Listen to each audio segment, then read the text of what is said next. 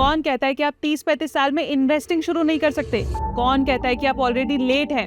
अगर कोई ऐसा है तो उन्हें तुरंत ये वीडियो भेजिए, क्योंकि इस वीडियो में मैं आपको बताऊंगी वो 5 एफिशिएंट तरीके जिससे आप 30s में इन्वेस्टिंग करने के बावजूद अपने गोल तक पहुंच सकते हैं। जल्दी इन्वेस्टिंग शुरू करने के अपने पर्क्स होते हैं जो शायद 30-35 में एग्जैक्टली वैसे नहीं मिलेंगे। हर रेस में हेड स्टार्ट वालों को थोड़ा बेनिफिट मिलता है, पर इसका मतलब ये नहीं है ना कि आप एंड लाइन तक पहुंच ही नहीं सकते। Early investing, power of compounding जैसे भारी भारी शब्द ने ऐसा माहौल बना दिया है कि सबको लगता है 30-35 तो बहुत लेट हो गया है, पर ऐसा नहीं है। कुछ हर्डल्स होते हैं, पर वो कुछ सही तरीकों से, आई रिपीट, सही तरीकों से सॉल्व किए जा सकते हैं। बस तरीका पता होना चाहिए।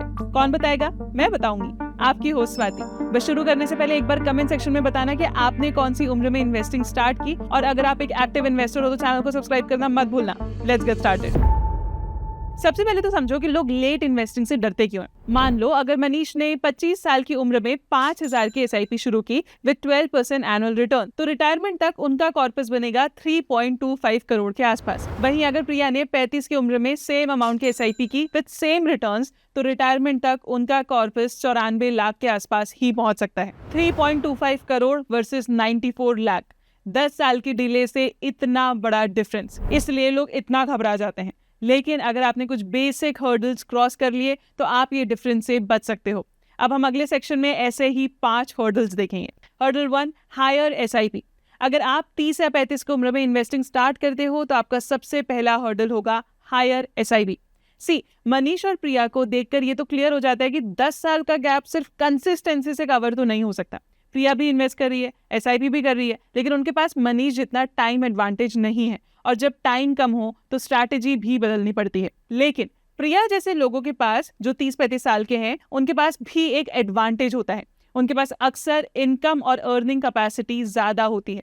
दोस्तों, मार्केट में 2 चीजें चलती हैं, टाइम और कंट्रीब्यूशन। दोनों उल्टे चलते हैं। टाइम ज्यादा है तो कंट्रीब्यूशन कम रखना अफोर्ड आप कर सकते हो, लेकिन अगर टाइम कम है तो कंट्रीब्यूशन बिना कोई सेकंड थॉट के ज्यादा रखना ही होगा।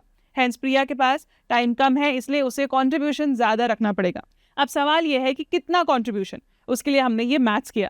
अगर प्रिया अपनी SIP 5000 पर मंथ से बढ़ाकर सिर्फ 15000 कर दे तो उनका कॉर्पस जो पहले 94 लाख ही बन रहा था, अब 2.84 करोड़ तक बन सकता है। प्रिया ने कुछ भी एक्स्ट्राऑर्डिनरी काम नहीं किया यहाँ पे। उसने कोई मल्टीबैगर स्टॉक नहीं ढूंढा, मार्केट को प्रेडिक्ट भी नहीं किया, उसने सिर्फ अपना कंट्रीब्यूशन बढ़ाया, और यही चेंज फाइनल आउटकम में करोड़ों का डिफरेंस क्रिएट कर देता है। तो higher SIP is how you cross your first hurdle. लेकिन ये फर्स्ट हर्डल आपका फेल हो जाएगा अगर आप यही बढ़ा हुआ पैसा कहीं गलत जगह इन्वेस्ट कर दो। अक्सर लेट इन्वेस्टर्स यहीं पर दूसरी गलती कर देते हैं। टाइम कम देखकर कुछ लोग अननेसेसरली अग्रेसिव हो जाते हैं, या तो 100% इक्विटी में इन्वेस्ट कर देते हैं, या फिर कुछ लोग इतने कंजर्वेटिव हो जाते हैं कि वो सिर्फ सेफ्टी नेट देखते हैं, बिल्कुल रिस्क नहीं लेते। अगर पैसा गलत जगह इन्वेस्ट हो रहा है तो ज्यादा इन्वेस्ट करने का फायदा भी नहीं मिलता। इसलिए दूसरा हर्डल है एसेट एलोकेशन। इसमें दूसरा एग्जांपल लेते हैं।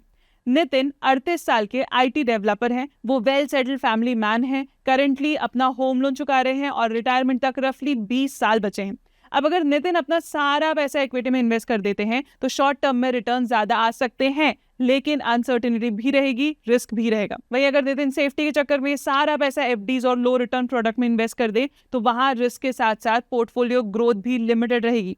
ऐसे केसेस में एक सिंपल थंब रूल काम आ सकता है। कई लोग 100 माइनस एज अप्रोच को एक स्टार्टिंग पॉइंट के रूप में यूज करते हैं। मतलब 100 माइनस आपकी एज, जो नंबर निकला उतना इक्विटी में जाना चाहिए, बाकी बचा डेट। उस हिसाब से 38 साल के नितिन के पोर्टफोलियो का रफली 62% हिस्सा इक्विटी में और बाकी डेट, गोल्ड और कैश लाइक एसेट्स में हो सकता है। अगर हम इसे और प्रैक्टिकल बनाएं तो नितिन जैसे इन्वेस्टर्स का कुछ इस तरह एसेट एलोकेशन होगा। 65 से 75% इक्विटी, 15 से 20% इन डेट, 5 से 10% गोल्ड और कैश में। अगर आपको अपने एज का एलोकेशन देखना है तो इस चार्ट में आप चेक कर सकते हो। ये कोई परफेक्ट फॉर्मूला नहीं है और हर इन्वेस्टर अपने सिचुएशन के हिसाब से इन्वेस्ट कर सकता है। एसेट एलोकेशन का ऑब्जेक्टिव मैक्सिमम रिटर्न निकालना नहीं होता। यहाँ मैटर करता है कि आप ग्रोथ भी कैप्चर कर पाए और मार्केट के डिफिकल्ट फेजेस में इन्वेस्टेड भी रहे। लेट इन्वेस्टर्स के लिए एसेट एलोकेशन ग्रोथ और स्टेबिलिटी के बीच बैलेंस बनाए रखता है। अब थर्ड हर्डल, क्योंकि 30-35 साल के इन्वेस्टर्स ने इन्वेस्टिंग लेट शुरू की तो उन्हें लगता है कि उन्हें एक्स्ट्रा ऑर्डिनरी रिटर्न्स की जरूरत है। सिर्फ ज्यादा रिटर्न्स के चक्कर में वो माइक्रो कैप और स्मॉल कैप स्टॉक्स, बिटकॉइन या फिर ऑप्शंस ट्रेडिंग में पूरा पैसा डाल के कॉर्पस बिल्ड करने की कोशिश करते हैं। कई लोग तो सिर्फ ट्रेंड्स के पीछे भागते हैं, जैसे एआई आ गया तो एआई स्टॉक्स, ईवी आ गया तो ईवी स्टॉक्स, इनफैक्ट डिफेंस चल गया तो डिफेंस के स्टॉक्स। ऐसा नहीं कि इन एरियाज में पैसा नहीं बन सकता, प्रॉब्लम सिर्फ इतनी है कि लेट इन्वेस्टर्स के पास मिस्टेक्स रिकवर करने की लग्जरी कम होती है। फॉर एग्जाम्पल, अमन और कुणाल ने एक ही साथ इन्वेस्टिंग शुरू की, बस डिफरेंस ये है कि अमन 25 साल के हैं और कुणाल 45 साल के। अगर अमन कोई गलत डिसीजन लेते हैं और उनका पोर्टफोलियो 50% गिर जाता है तो वो भी पेनफुल होगा, लेकिन उनके पास रिकवर करने के लिए 30 से 35 साल पड़े हैं। अब कुणाल को देखिए, रिटायरमेंट तक उनके पास सिर्फ 15 साल बचे हैं और उनका अगर पोर्टफोलियो 50% गिर जाता है तो वो सिर्फ पैसे के साथ अपना वैल्यूएबल टाइम भी लूज कर देते हैं। और इन्वेस्टिंग में आप पैसा तो रिकवर कर सकते हैं पर टाइम नहीं कर सकते। इसलिए लेट इन्वेस्टर्स को अग्रेसिव रिटर्न से ज्यादा अग्रेसिव मिस्टेक से बचना चाहिए। हर्डल रेस में अगर आप 10 सेकंड लेट स्टार्ट करते हो तो आप हर्डल के ऊपर से जंप करते हो, उसके साइड से शॉर्टकट लेने की कोशिश नहीं करते। आपको 20x रिटर्न्स की जरूरत नहीं है, आपको रिटायरमेंट तक सेफली पहुंचना है। इसलिए लेट इन्वेस्टर्स को शॉर्ट टर्म गेन के चलते इन गलतियों से बचना चाहिए। तो अब तक हमने 3 हर्डल्स क्रॉस कर लिए। पहला, ज्यादा इन्वेस्ट करना, दूसरा, पैसा सही जगह एलोकेट करना और तीसरा, अननेसेसरी रिस्क से बचना। पर क्या इतना काफी है? जी नहीं। मान लीजिए आप 35 या 40 की एज में इन्वेस्टिंग शुरू कर रहे हैं, आप धीरे धीरे एसआईपी का अमाउंट भी बढ़ा रहे हैं, साथ ही एक्सपेंस भी बढ़ रहा है, पर सैलरी उतनी तेजी से नहीं बढ़ रही। तो अब एसआईपी कैसे बढ़ेगी? बहुत सारे इन्वेस्टर्स सिर्फ मार्केट की तरफ देखते हैं, उन्हें लगता है कि कॉर्पस सिर्फ रिटर्न से बड़ा होगा, लेकिन रियलिटी थोड़ी डिफरेंट होती है। लेट इन्वेस्टर्स के लिए पोर्टफोलियो के अंदर से ज्यादा पावरफुल लीवर कई बार पोर्टफोलियो के बाहर होता है, और वो है इनकम। सौरभ 38 साल के हैं, उनकी मंथली इनकम 1 लाख है और वो 20,000 एसआईपी कर रहे हैं। सौरभ को गिटार बजाना बहुत पसंद है। वीकेंड पर वो लोकल इवेंट्स और प्राइवेट गिग्स करते हैं और उन्हें एवरेज 15,000 पर मंथ की एडिशनल इनकम होने लगती है। अब उनके पास 2 ऑप्शंस हैं। पहले, वो इस पैसे को लाइफस्टाइल अपग्रेड में खर्च कर दें। दूसरा, वो इस पूरे 15,000 को इन्वेस्टमेंट्स में डाइवर्ट कर दें। अगर वो अपने एग्जिस्टिंग 20,000 एसआईपी के साथ साथ एडिशनल 15,000 भी इन्वेस्ट करना शुरू कर दें तो उनकी मंथली इन्वेस्टमेंट सीधा 35,000 तक पहुंच जाती है। आप इस टेबल में देख सकते हैं कि कैसे एसआईपी बढ़ाने से फाइनल कॉर्पस अमाउंट भी कितना बढ़ गया। ये additional income promotion, freelancing, consulting, side business या किसी हॉबी को मोनेटाइज करने से भी आ सकती है। इनकम का सोर्स जो भी हो, ऑब्जेक्टिव सिंपल है, आपकी अर्निंग कैपेसिटी इन्फ्लेशन से फास्टर ग्रो होनी चाहिए। अगर सौरभ की इनकम अगले 5-7 सालों में वहीं की वहीं रहती है तो उनके एसआईपी भी एक लिमिट तक ही बढ़ पाएगी। लेकिन अगर वो अपनी स्किल्स इंप्रूव करते हैं, बेटर अपॉर्चुनिटीज लेते हैं या अपनी अर्निंग कैपेसिटी को ग्रो करते हैं तो उनके पास इन्वेस्ट करने के लिए और ज्यादा कैपिटल आ सकता है। और यही लेट इन्वेस्टर्स का एक हिडन एडवांटेज भी होता है। 25 साल की एज में हर किसी के पास ज्यादा टाइम होता है, लेकिन 40 साल की एज तक कई लोगों के पास ज्यादा एक्सपीरियंस, बेटर अर्निंग पोटेंशियल और स्ट्रॉन्गर कैश फ्लोज होते हैं। Now comes our last hurdle. कई इन्वेस्टर्स कहते हैं मैं लॉन्ग टर्म के लिए इन्वेस्ट कर रहा हूँ।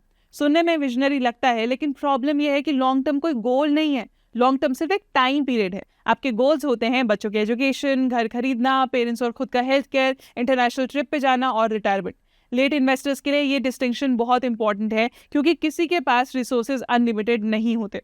हर रुपये को एक स्पेसिफिक जॉब देनी पड़ती है। फॉर एग्जाम्पल, अंकित 37 साल के हैं, उनकी एक 8 साल की बेटी है, वो होम लोन भी पे कर रहे हैं और बैक ऑफ द माइंड वो अपने रिटायरमेंट के बारे में भी सोच रहे हैं। अंकित हर महीने 30,000 इन्वेस्ट करते हैं। अब उनके सामने 3 मेजर गोल्स हैं। अब अगर अंकित ये पूरे 30,000 सिर्फ एक ही इन्वेस्टमेंट बकेट में डालते हैं और बस ये सोच के कि लॉन्ग टर्म में ये सब ठीक हो जाएगा तो प्रॉब्लम हो सकती है। हो सकता है कि उनका रिटायरमेंट कॉर्पस ग्रो हो रहा हो, लेकिन 4 साल बाद हाउस डाउन पेमेंट के लिए पैसा ही ना हो, या फिर शॉर्ट टर्म गोल्स के चक्कर में रिटायरमेंट प्लानिंग पीछे रह जाए।